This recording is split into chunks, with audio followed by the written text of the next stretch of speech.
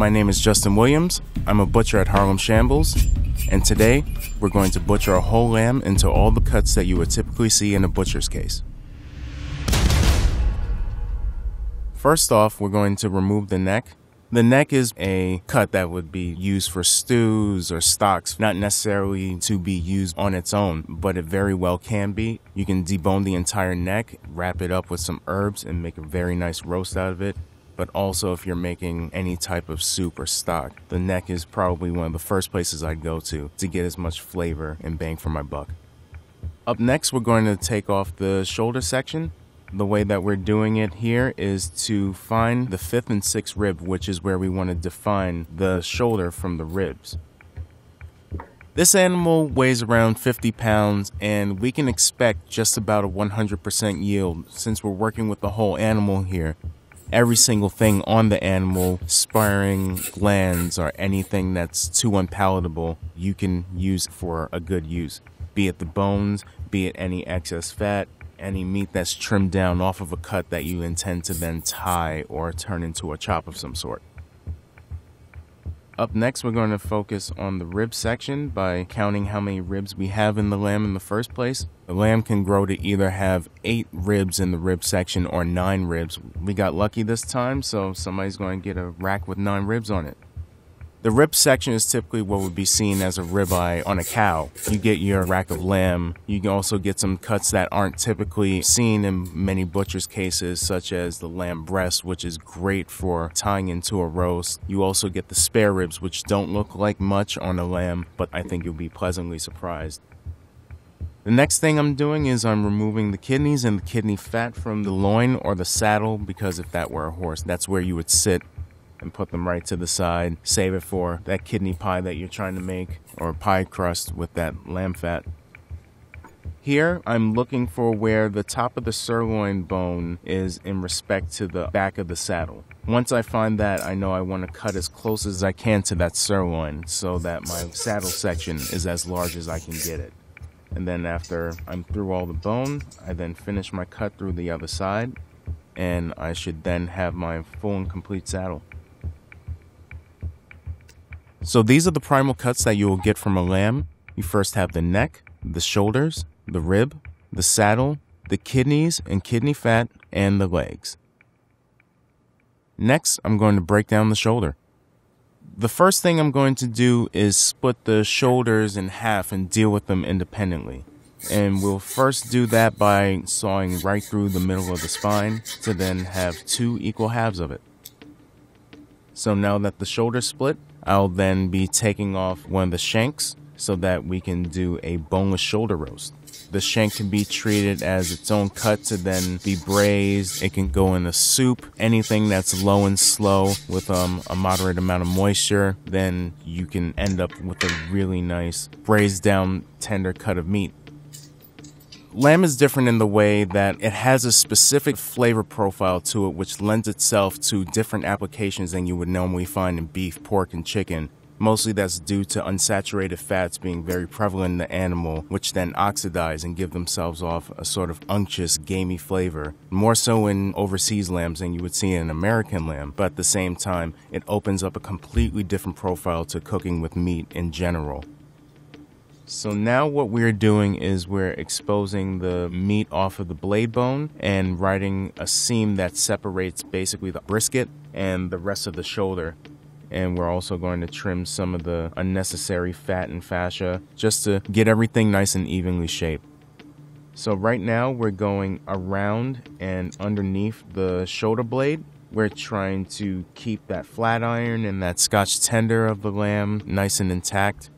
To keep as much meat in the roast as possible, it's best to work around the bone and just make sure that the tip of your knife stays on that bone, staying very shallow and making your cuts very precise and having the animal work around you, not so much you working around the animal. Moving the cut around constantly definitely helps out in this case. So now we're going to do a little bit more tunneling since there's a bit of a pocket where the shoulder blade then goes into the arm bone. All you need to do is get a little bit of a quick twist and you can pull them both out. So we have our blade bone removed. Now we're going to finish tunneling out the rest of that arm bone right there. So just a few more careful cuts on the inside of that shoulder meat, and then we should be able to do a quick little twist and spin and just pop it right out.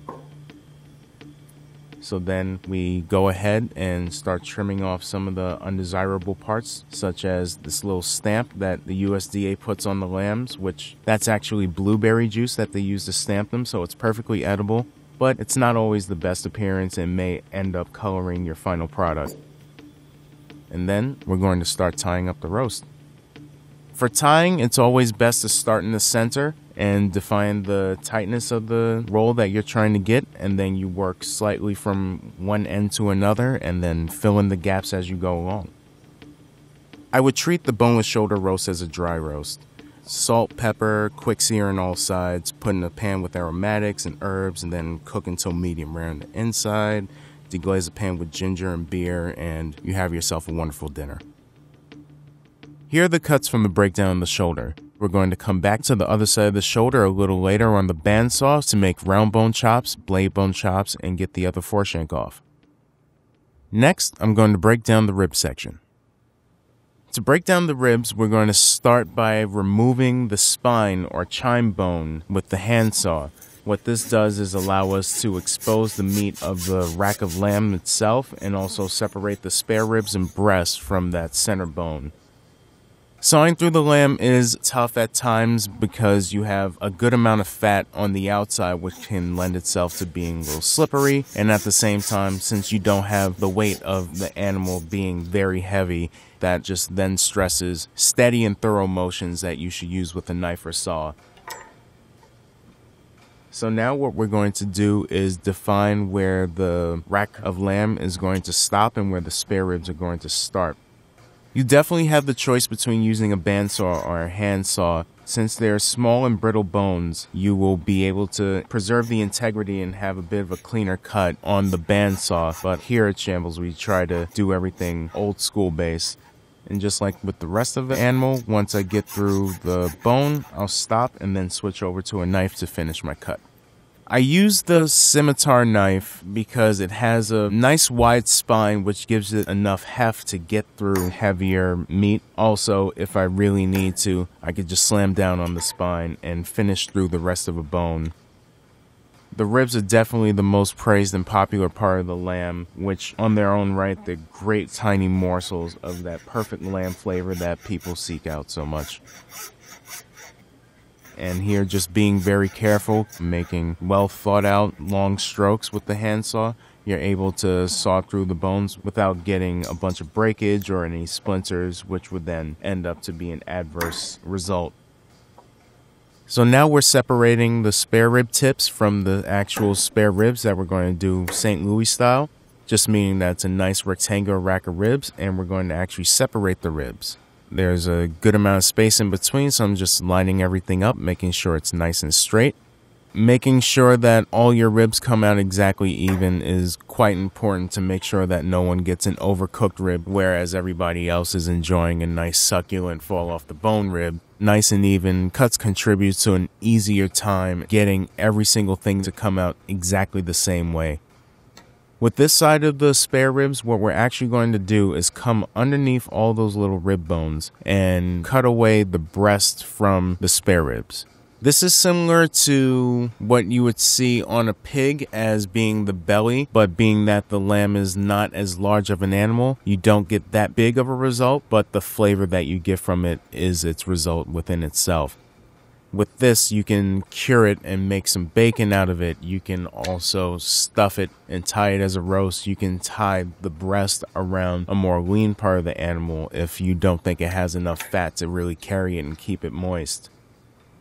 So now we are going to French a rack of lamb. Frenching is removing the meat from the tip of the bones to expose the bone and gives it a really nice appearance, pretty display. Here I'm removing a remnant of the shoulder blade. Also, after you chime the rack, there will be a tendon that runs down the top of the spine that needs to be removed as well. It just doesn't have any added benefit. It doesn't break down when you cook it, so it's best to leave it off entirely. Now what we're doing here is scoring in between each bone about an inch down, just so that we can define where the end of our Frenching is going to be. What helps a lot is to make sure that you get through the membrane. Then you can peel it back along the side of the bones. And then when you're ready with your clean paper towel, you can then peel that whole section of meat that you scored on both sides and remove it totally. And then you should come out with nice, clean, perfect looking French rack of lamb bones there. The meat that comes off after Frenching is definitely great to be used in your grinds or your trim. It has a good amount of fat to it, and there's a good amount of meat as well. Again, we're trying to work with zero waste, trying to get every usable piece of meat. So now with the other side of the rack, we are going to make the lamb noisette, which is basically the entire rack of lamb deboned and rolled around itself. Just like with the first one, we have a little bit of shoulder blade that we had to get through, so we're going to cut around that. And then what we're going to do is come right underneath the rib bones. And just as we were with the shoulder, going very close to the bone, preserving as much meat as possible, making sure that you get a nice sizable roast to feed everybody that is going to be at the dinner table. We're going to find our little tendon there and take it right out, just like the other one. And then we're just going to roll it from the meat side going around. Then we go ahead and make sure everything's secure by tying the roast up. Here's our breakdown of the rib section. Next, we're going to tackle the loin section of the lamb. The first thing we're going to do is remove some of the leftover glands and fascia that come from where the kidneys used to sit. Then we're going to do some internal shaping that will definitely yield you a nice meaty looking roast. The loin can end up as a lot of different things. You can make your loin double chops, which is basically a face cut off of the entire front side. And you can cut those in half for tiny little loin porterhouses. You can also debone the entire center spine from the lamb and once again tie it, roast it, and do a lot of very cool, interesting things with it. The spring lambs tend to be a bit larger and will give you more meat and fat, more chops out of your loin. So, depending on the time of year that you procure your lamb, you might end up with a larger lamb or a smaller lamb that will then determine how much yield you will get out of it. So here's the breakdown of the loin. Later we're going to take the loin onto the bandsaw and see what type of cuts we can get out of it. Here now we're going to tackle the legs. So the first thing we want to do with the legs is separate them and treat them individually. So what I'll do is make a little incision at the center of the legs just to separate the meat and show me where the center of the hip bone is. Then with a nice couple of whacks with a cleaver, we're going to separate the bottom of the hip itself so that we can then start to cut away the sirloin and the rest of the leg from that hip. We're going to start to peel one leg away from the curved bones in that hip, which you just basically want to stay on the edge of just to make sure that you keep as much meat on the cut as possible. And I like to make a little guideline down the back of the spine to where the tail is so that I can designate where one leg stops and the other leg begins. So I'm just working around every little curved bone, trying to keep all the meat into the leg and the sirloin itself. And there you have one side of the leg completely removed. Whole animal butchery is different in the way that you actually have two chances when you're working with a whole animal. So one leg of the lamb can turn into stew and kebabs and stir fry, whereas the other leg can turn into a roast. You can do some really incredible things and just have a wide range of options.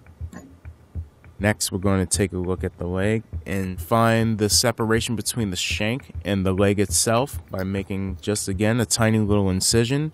And here I'm using the gravity by bending the heavier part of the leg away from me and holding onto the shank, which then tends to expose exactly where I'm cutting. So here we're going to trim off some of the internal fat and fascia, some glands as well that might get in the way when tying a roast. So in the leg, there's a pretty sizable gland that should definitely be removed before you start cooking. It just won't provide us any nutritional benefit or value. To then expose the femur bone, we started by making a nice long cut down one side of the bone, and then we start slowly working down and around the edge of the femur bone to then free it up away from the inside of the leg. Then you'll be left with the kneecap at the bottom, which needs to come off. And now we're just going to trim away some of the fat that may not contribute to the particular cut that we're making, but definitely needs to be saved and used for any sort of grind or any other fat application you might have. And then we're going to go and trim away some of the fat on the outside just to give us a nice lean look to our lamb. Butchering tends to be more of a reductive process, like someone who works on ice sculptures would do. They have a big block, and then by taking away, they then form something beautiful. So you're trying to take away as little as possible, but also know when it's necessary to take something away to give you the best result possible. So now with the other leg, we're going to take a bit of a different approach. We're still going to remove the shank once again. We're also going to take away anything that's unnecessary, fat, fascia, any sort of glands. The thing we're going to do differently with this one is instead of keeping all the muscles intact to then form a roast, we're going to separate the muscles from each other so that we can then judge which muscles will be used for which purpose, be it stir fry, stew, or any particular type of roast or smaller cut that we'd want to use a leaner muscle for. So we're going to trim away some of that fascia and get away anything that would be intrusive to what we're trying to do with this specific lamb. So after that fat is gone, we have our seams exposed. So you take one seam and start to follow it down. Here it's the bottom round, which is great for our kebabs or our stew. Also, if you cut against the grain, you get that really good stir fry that you're looking for as well. I'm basically just working my way around the lamb and removing the separate parts, like the piece of fillet that runs through the sirloin of the lamb. That's considered the filet mignon on the lamb. It's very tender. So next I'm pulling out the top round. So just go slow, go shallow, follow a seam, and eventually the muscle will peel away from the rest of the leg. So next I'm separating the rest of the large muscles from the femur and pulling the bone itself out. And then we can start cleaning up some of these major muscles and putting them into their respective applications. So I'm now going to take this cut and trim off any silver skin, and I'm going to cut it into more manageable sections, and we're going to turn this piece into stew. So we're going to do some nice good sized chunks that will break down, get a little bit smaller once they're cooked over low and slow heat, and end up with some really nice meaty fall apart stew. After you have your muscles all cleaned up and exposed, it's great to take a look at the striations of the muscle and see what direction the muscle is heading into. If you're doing stir fry, you definitely want to cut against the striations to give you a smaller grain at the end of the day. What it will do is contribute to the tenderness and have it cook a little bit easier. The muscle fibers will end up to be shorter when you cut against the grain than longer, so it's less work for your teeth to have to chew through. The leg of the lamb is the leanest cut that you can get from it. So you won't have as much fat as you would any other part, which means you have a lot of muscles that are working quite hard. Therefore, these are cuts that you would typically use in a stew or a braise, something that will cook low and slow over a long period of time. That will let that meat get very, very tender and fall off the bone. I like to think of butchery from a cook's perspective, because at the end of the day, someone's taking everything that we cut up for them and then they're having to make a meal out of it. So once you think about what this is going to go to, how it will look after it's cooked, it makes my job a lot easier to go into such detail and just make sure that even without me being there, the end result of what a customer will be doing with it will be fabulous. So here's the breakdown of the leg of lamb. Next, we're going to head over to the bandsaw and cut down the neck, the shoulder, and the loin. So putting the neck on the bandsaw allows us to get in smaller manageable pieces, easier to fit into a pot. If you don't have a bandsaw with a steady hand, you can definitely use a handsaw or a large enough pot to fit the entire neck in and just give it enough time to fully break down. The most important tip with it is to keep everything steady. Make sure that everything comes out even, because even cuts cook at the same exact time as everything else around it. If you cut on one side of the shoulder, you will get your round bone chops, and if you turn your shoulder 45 degrees, you will be able to get your blade bone chops. So we're cutting these at about 1 inch in thickness, which yields you a nice good steak with some nice bones you can end up chewing on at the end of the meal. The loin we're also cutting at about 1 inch to get us some nice thick steaks. It's like a steak in that you don't have the marbling in the meat. All the fat will be on the outside. So a good approach to cooking this in a pan would be to flip it on its side and to get a nice sear and render down some of the fat. Gives you a nice crispy outer layer to it, but also remember that it'll keep it moist, so basting also works very well. The most important thing to remember is to make sure that every cut comes out straight and even, also cleaning off all the bone dust that will gather onto your cut as you've made it. Lamb chops should be treated pretty much as a steak to try and get your internal temperature correct that you're looking for, to try and get that nice sear that you're looking for on the outside. Flavor pairings then start to open up quite nicely. Adding some blue cheese really gets to add on to that whole funk vibe that you get from lamb. You can also use a wide range of sauces as you would finish a steak in, and herbs also make a great addition. The antioxidants in the herbs work against the oxidizing of the saturated fats within that lamb shoulder. And these are all the cuts that we will get from the bandsaw. With all the trim that we have left over from breaking down the entire lamb, we're going to grind that up, and then we're going to make ourselves some merguez sausage. So we have our merguez all mixed up and ready to go, and we're basically stuffing our sausage stuffer, making sure that we don't have any air holes or any pockets, which could result in someone's sausage bursting on them when they're cooking. So after our sausage stuffer is nice and full, we'll start to then even out our sausage. Then comes to put the casing on the horn. It's best to run a little bit of water through the casing to make sure that everything's nice and lubricated and you have no issues with the casing catching. So we're going to be using a lamb casing, which is the small intestines of the lamb. It's quite a finicky thing to work with, but with a little bit of practice and a steady hand, you shouldn't have any issues. Making sure that everything is cold is one of the most important parts of making a sausage. The warmer your sausage gets, one, it becomes a food safety issue, but then the fat starts smearing and then you don't have the separation between the meat and the fat that then helps to cook the sausage when heat is applied to it. And that's a completed merguez sausage. And finally, here are all the cuts that you would typically see in a butcher's case from a whole lamb.